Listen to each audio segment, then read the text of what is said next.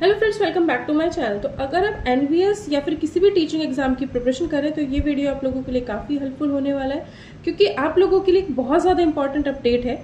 NVS के recruitment के new rules आ चुके हैं।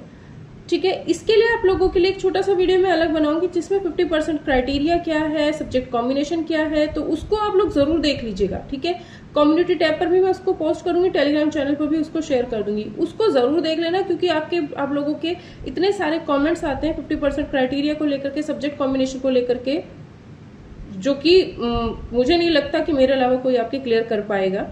ठीक है, तो चैनल पर बने रहिएगा, क्योंकि अब आप लोगों के लिए बहुत ज़्यादा इंपॉर्टेंट टाइम शुरू होने वाला है।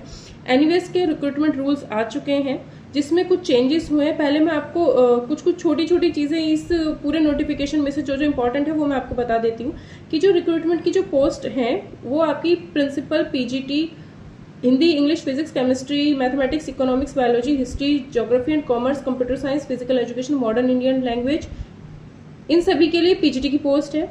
टीजीटी की post Hindi, English, mathematics, social studies, science और third language, computer science, art, physical education, music और लाइब्रेरी, इन सभी के लिए टीजीटी की पोस्ट अवेलेबल है। ठीक है, मतलब इनकी वैकेंसी आएंगी। रूल्स में कुछ चेंजेस हुए हैं, वो चेंजेस आपको जानने हैं। ठीक है, ये सारी इन सभी पोस्ट के लिए एनवीएस का रिक्रूटमेंट जल्द ही आपको देखने को मिलेगा। अभी एनवीएस का नॉन टीचिंग पोस्ट का एग्जाम होगा मई में, उसकी भी डेट आ चुकी है, जो कि मैंने टेलीग्राम चैनल पर शेयर कर दिया। ये चीज भी मैंने टेलीग्राम चैनल पर शेयर कर दी है, तो वहां से आप देख सकते हो कि डिटेल में देखना चाहते हो। तो मई में एनवीएस की तरफ से नॉन टीचिंग पोस्ट का एक एग्जाम होना है। दैट मीन्स मई तक तो आपकी रिक्रूटमेंट मुझे नहीं लगता होगा।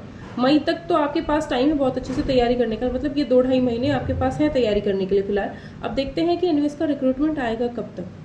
ठीक है, तो इतना हमें कंफर्म हो चुका है कि एनवीएस का टीचिंग पोस्ट के लिए रिक्रूटमेंट इस साल आ जाएगा। अब चाहे 2 महीने में आए, 1.5 महीने में आए या 1 महीने में आए, कुछ नहीं कह सकते कब आ जाए, 2-4 दिन बाद आ जाए। ठीक है, तो आप लोगों को अपनी तैयारी की जो स्पीड है वो बहुत तेज कर देनी है।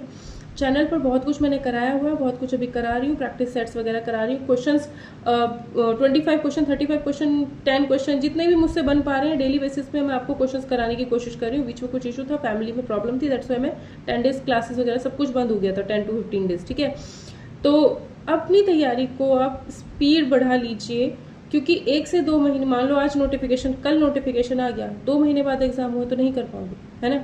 मई तक तो एग्जाम होने के चांसेस है नहीं वैसे, लेकिन हाँ 2 से 4 महीने, 4 से 6 महीने आपको अगर प्रिपरेशन करनी है तो उतना लगेगा ही लगेगा। उतना टाइम आपको चाहिए ही चाहिए अगर आप तैयारी करना चाहते हो तो, एग्जाम निकालना चाहते हो तो। ठीक है, अगर आप सेल्फ स्टडी कर रहे हो तो भी आप चैनल पर हर एक वीडियो को फॉलो कीजिए, हर एक वीडियो को देखिए, क्योंकि उसमें प्रैक्टिस क्वेश्चंस कराए गए हैं और बहुत कुछ उसमें आपको मिलेगा। यूथ कंपटीशन टाइम आपको चैनल पर कराई गई है बुक, उसके आप सॉल्यूशंस देख सकते हो प्लेलिस्ट में जाकर के। तो चैनल पर मैथमेटिक्स की अगर आप तैयारी कर रहे हो टीजीटी पीजीटी की, तो बहुत कुछ आपको इस चैनल पर मिलने वाला है और मिला हुआ है, उसको जाकर के पढ़िए। ठीक है, अगर सेल्फ स्टडी कर रहे हो, अगर सेल्फ स्टडी नहीं कर रहे हो, बेसिक बहुत कमजोर है, तो आप बैच में एनरोल कर लीजिए। बैच में एनरोल करने के लिए स्क्रीन पर एक व्हाट्सएप नंबर शो होगा या डिस्क्रिप्शन में एक व्हाट्सएप नंबर शो होगा, उस पर आप कॉन्टेक्ट करके सभी डिटेल्स जान सकते हो। अगर आप पेड बैच में एनरोल करना चाहते हो, और कम फीस में आपको पेड बैच मिल जाएगा रिकॉर्डेड। ठीक है, जिससे आप अपनी बहुत अच्छी तैयारी कर सकते हो। ठीक है, तो डिटेल्स के लिए आप स्क्रीन पर जो व्हाट्सएप नंबर है उस पर कॉन्टेक्ट कीजिएगा। बाकी मैं आपको और चीज़ें इसमें बता देती हूँ। देखो, 2 चीज़ें होती हैं तैयारी करने की, ये मत सोचिएगा, मतलब नेगेटिविटी फैलाने वाले भी बहुत लोग मिल जाएंगे। आपके ऊपर डिपेंड करता है कि आपको सेल्फ स्टडी से हेल्प हो जाएगी या आपको ज़्यादा ही बेसिक वीक है तो किसी भी बैच में एनरोल कर लीजिए, वो ज़्यादा बेटर आप लोगों के लिए रहेगा, है ना। तो जहां से आपको समझ में आए, अगर किसी भी टीचर का आप पढ़ना चाहते हो तो पहले उसकी यूट्यूब वीडियोस देखिए, यूट्यूब वीडियोस से अगर आपको समझ में आ जाता है उसके बाद उसके बैच में एनरोल करने की कोशिश कीजिए। क्योंकि आप लोग पैसा लगा देते हो, बाद में पता चलता है उससे कुछ फायदा हो नहीं रहा है, तो बहुत पैसा भी वेस्ट, टाइम भी वेस्ट, और फिर दूसरी जगह से बैच खरीदने की हिम्मत भी नहीं होती किसी की, क्योंकि हम भी स्टूडेंट ही रहे हैं तो हमें ये चीज़ पता है। ठीक है, जो अपने आप स्ट्रगल झेला है वो आपको झेलने नहीं देंगे, तो इसलिए मैं आपको बता रही हूँ कि अगर आप तैयारी कर रहे हो तो अभी से एनवीएस की तैयारी में लग जाइए, क्योंकि आगे केवीएस की वैकेंसी भी आएगी, एनवीएस के बाद केवीएस आएगा, पक्का आएगा। और इस साल वैकेंसी देखने को मिलेंगी ईएमआरएस की भी, सारी वैकेंसीज, बहुत सारी वैकेंसीज आपको इस साल देखने को मिलेंगी। ठीक है, तो एनवीएस का न्यू रिक्रूटमेंट रूल्स आ चुका है। ठीक है, इसमें अगर पीजीटी की पोस्ट की बात मैं करूं तो 50% आपका मेन जो सब्जेक्ट होगा 50% उसमें होना चाहिए, बीएड डिग्री आपके पास होनी चाहिए, ठीक है, मास्टर डिग्री विद 50% मार्क्स और बीएड 50% मार्क्स, ठीक है, ये आपके पास होना चाहिए अगर आप पीजीटी की किसी भी पोस्ट के लिए अप्लाई करना चाहते हो। बीएससी में आपका कुछ भी हो, पीजीटी पोस्ट के लिए वो मैटर नहीं करता है, ठीक है। दूसरी बात मैं आपको कहूँ, पीजीटी के लिए कोई सीटेट वगैरह की जरूरत नहीं होती है। और अगर हम टीजीटी की बात करें तो टीजीटी के लिए भी मैं आपको बता देती हूँ, क्योंकि टीजीटी में 50% क्राइटेरिया और सब्जेक्ट कॉम्बिनेशन बहुत ज़्यादा इंपॉर्टेंट हो जाता है। पीजीटी की जो मैक्सिमम एज है वो 40 ईयर्स है, बाकी जो रिलैक्सेशन है वो अलग हो गए। टीजीटी की जो मैक्सिमम एज है वो है 35 ईयर्स, बाकी जो रिलैक्सेशन होंगे ओबीसी, पीएच, एससी, एसटी वो अलग होंगे, ठीक है। और अगर हम इसकी बात करें, एसेंशियल क्वालिफिकेशन की बात करें, इस वीडियो में भी बता देती हूँ और एक छोटा सा वीडियो इस सब चीज़ों के लिए अलग भी बना दूंगी, सो दैट आप लोगों को थोड़ा सही लगे, है ना। तो 4 ईयर्स, अगर आप 4 ईयर्स कोई भी कोर्स करते हो, मतलब बीएससी प्लस बीएड करते हो, तो एटलीस्ट 50% मार्क्स आपके होने चाहिए ओवरऑल भी, और हर एक सब्जेक्ट में भी, कंसर्न सब्जेक्ट्स में भी। कंसर्न सब्जेक्ट्स यहाँ पे लिखा रहता है, लेकिन आप ध्यान रखना कि हर सब्जेक्ट में मांगते हैं वो वहाँ अगर आपके पीसीएम पढ़ा है ना आपने, अगर फिजिक्स केमिस्ट्री मैथ पढ़ा है और आपकी केमिस्ट्री में 50% नहीं बन रहे हैं 3 साल का ऐड करने के बाद, तो आप आउट हो जाओगे। अब तक का ये रूल्स था और अभी भी यही रूल्स है, सेम लाइन लिखी हुई है, कुछ ऐसा नहीं है कि कंसर्न सब्जेक्ट है मतलब सेम एक ही सब्जेक्ट में लिखा हुआ है, ऐसा कुछ है नहीं, ठीक है।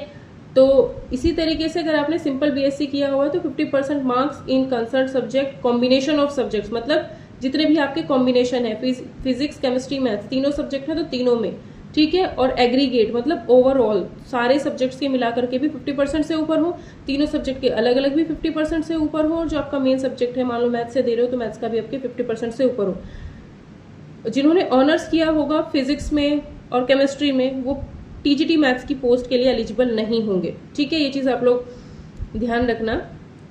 सीटेट पेपर 2 टीजीटी पोस्ट के लिए क्लियर होना चाहिए, सीटेट पेपर 2 टीजीटी पोस्ट के लिए क्लियर होना चाहिए, ठीक है, ये सब चीजें आपको ध्यान रखनी है। अगर हम टीजीटी हिंदी की बात करें तो हिंदी यानी कि जो मेन सब्जेक्ट है 3 साल पढ़ा हुआ होना चाहिए, मतलब अगर हम मैथ्स का पेपर देना चाहते हैं, मैथ्स पोस्ट के लिए देना चाहते हैं, तो मैथ्स आपका 6 के 6 सेमेस्टर या फिर 3 साल पढ़ा हुआ होना चाहिए, ठीक है।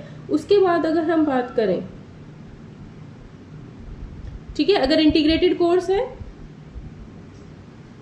तब भी 6 सेमेस्टर, जो आपका मेन सब्जेक्ट है ना, पीसीएम, जो आप पीसीएम है जैसे, तो पीसीएम में मैंने मैथ्स से करना है तो मैथ्स मेरा मेन सब्जेक्ट हुआ, तो मैथ्स मेरा 3 साल पढ़ा हुआ होना चाहिए और 6 सेमेस्टर, 3 साल या फिर 6 सेमेस्टर पढ़ा हुआ होना चाहिए। टीजीटी मैथ्स के लिए at least 1 year physics, at least 2 semester या 1 ईयर आपको फिजिक्स पढ़ी हुई होनी चाहिए, और chemistry, electronics, computer science, statistics ये भी कम से कम 1 साल होना चाहिए। ये थोड़ा सा चेंजेस हुआ है, ठीक है। तो 3 साल आपको मैथ्स होना ही होना चाहिए, यानी 6 सेमेस्टर मैथ्स होना चाहिए, 1 साल फिजिक्स और 1 साल इसमें से कोई एक सब्जेक्ट, मतलब मैथ्स और फिजिक्स कंपलसरी है, मैथ्स 6 सेमेस्टर 3 साल, फिजिक्स 1 साल, और केमिस्ट्री या फिर इलेक्ट्रॉनिक्स या फिर कंप्यूटर साइंस या फिर स्टैटिस्टिक्स ये भी 1 साल, दैट मीन 2 सेमेस्टर पढ़े हुए होना चाहिए, तभी आप टीजीटी मैथ्स के लिए एलिजिबल हो, ठीक है। तो केमिस्ट्री हो सकता है तीसरा सब्जेक्ट, मैथ्स फिजिक्स कंपलसरी है, chemistry, electronics, computer science, statistics इनमें से कोई भी एक सब्जेक्ट होना चाहिए, ठीक है। जिन्होंने सीबीसीएस के अंदर पढ़ा है, मतलब सीबीसीएस सिस्टम के अंदर अपनी स्टडी की है, उनके लिए भी यही सब्जेक्ट कॉम्बिनेशन होगा, ठीक है। अगर आप बीएससी ऑनर्स इन फिजिक्स और केमिस्ट्री करते हो तो आप टीजीटी मैथ्स के पोस्ट के लिए एलिजिबल नहीं हो। इसी तरीके से अगर हम टीजीटी साइंस की भी बात करें तो टीजीटी साइंस में अगर आपका मेन सब्जेक्ट बायोलॉजी या फिर लाइफ साइंस है तो उसके लिए, ठीक है, अगर आपका जो भी आपका मेन सब्जेक्ट होगा टीजीटी साइंस में, वो मेन सब्जेक्ट आपका बायोलॉजी या लाइफ साइंस हो सकता है, बॉटनी हो सकता है, जूलॉजी हो सकता है, ठीक है। ये 3 चीजें आपको बताई। अब ये तीनों जो भी आपका मेन सब्जेक्ट है वो 6 के 6 सेमेस्टर यानी 3 साल पढ़ा हुआ होना चाहिए, ठीक है। ठीक, दूसरी बात क्या है, अगर बायोलॉजी और लाइफ साइंस है, बायोलॉजी या फिर लाइफ साइंस इन दोनों में से कोई एक मेन सब्जेक्ट है, तो उसके साथ आपका केमिस्ट्री एंड बॉटनी और जूलॉजी का कॉम्बिनेशन बनेगा। केमिस्ट्री, फर्स्ट केमिस्ट्री होना चाहिए, ठीक है। देखो, अगर बायोलॉजी या लाइफ साइंस है तो उसमें दूसरा सब्जेक्ट आपका केमिस्ट्री होगा, फिक्स है, तीसरा सब्जेक्ट बॉटनी या जूलॉजी में से कोई एक होगा, ठीक है। अगर आपका मेन सब्जेक्ट बॉटनी है तो second subject chemistry, third subject zoology. अगर आपका third subject main subject zoology है तो केमिस्ट्री और बॉटनी, ये आपके कॉम्बिनेशन बनेंगे इसके लिए, ठीक है। सोशल साइंस के लिए भी सेम चीज़ है कि 3 साल मेन सब्जेक्ट आपका 3 साल पढ़ा हुआ होना चाहिए। हिस्ट्री या ज्योग्राफी जो भी है, हिस्ट्री या ज्योग्राफी आपका मेन सब्जेक्ट हो सकता है। ठीक है, तो ये आपके कुछ सब्जेक्ट हैं, मैंने जो आपको है बता दिया।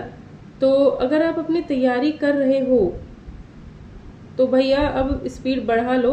अगर किसी भी टीचर का आपको समझ में आता है, जरूरी नहीं मेरा ही समझ में है, जिस भी टीचर का आपको समझ में आता है उसका पढ़ो अच्छे से। बैच लेने की जरूरत पड़े तो बैच ले लो। मेरे से अगर कांटेक्ट करना है तो व्हाट्सएप नंबर आपको स्क्रीन पर शो हो जाएगा, उस व्हाट्सएप नंबर पर कांटेक्ट करके आप किसी भी पेड बैच में एनरोल करना चाहते हो तो वो डिटेल्स आप जान सकते हो। ठीक है, तो एनवीएस का रिक्रूटमेंट रूल्स आ चुका है, डिटेल आपको थोड़ी बहुत मैंने यहाँ बता भी दी। अलग से भी इसका 50% क्राइटेरिया वगैरह का वीडियो मैं बनाऊंगी। तो आप लोग अपना पढ़ते रहिए। अब जल्द से जल्द आपका एग्जाम होगा, एनवीएस के बाद सीधा केवीएस की वैकेंसी आएंगी और पढ़ने का टाइम आपको नहीं मिलेगा। अगर स्पीड बहुत स्लो थी तो अब तो बढ़ा लीजिए। ठीक है, अब तैयारी करने का टाइम आ चुका है, अब बहुत ज़्यादा तैयारी करनी है। चैनल पर बने रहिए, चैनल पर जितने भी वीडियोस है आप उन्हें देखते रहिए, पढ़ते रहिए और मिलते हैं नेक्स्ट वीडियो सेशन में। अगर आपको वीडियो पसंद आए तो प्लीज़ इस वीडियो को ज़्यादा शेयर करिए।